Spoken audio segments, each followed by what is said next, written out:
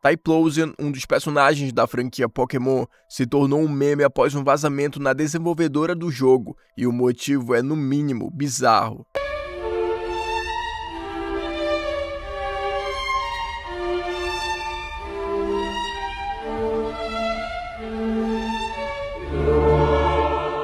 Tudo começou quando, em 13 de outubro de 2024, a desenvolvedora Game Freak, responsável pela franquia Pokémon, sofreu um grande ataque hacker, resultando na divulgação de mais de 1 TB de dados internos. E esse vazamento incluiu desde artes conceituais descartadas até histórias do universo Pokémon que nunca vieram a público.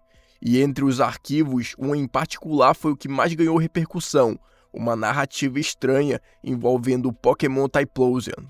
Typhlosion é um Pokémon de fogo que estreou em 1999 nos jogos Pokémon Gold e Silver. Foi o centro de uma história bizarra que descreve uma jovem sendo enganada por ele, acreditando que ele era humano e tendo um filho com ele. O pai da jovem, ao descobrir a verdade, confronta o Typhlosion, matando o Pokémon. A jovem e seu filho híbrido Pokémon humano são então ridicularizados na vila e fogem para a floresta e nunca mais são vistos. Embora ainda não se saiba se essa história é uma fanfic ou realmente faz parte dos arquivos vazados, o tema tem viralizado nas redes sociais, especialmente no Twitter, onde memes e piadas começaram a circular.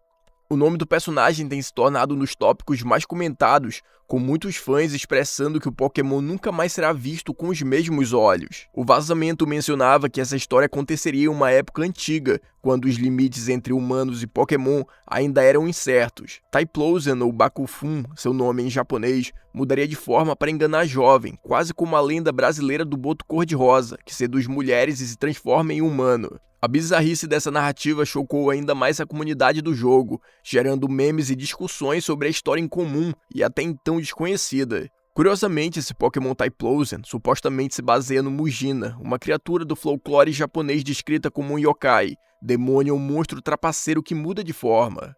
Embora o conceito de transformação não seja novo, ver isso em um arquivo da Game Freak vazado com uma história tão controversa pegou todos de surpresa, o que acabou virando um meme massivo.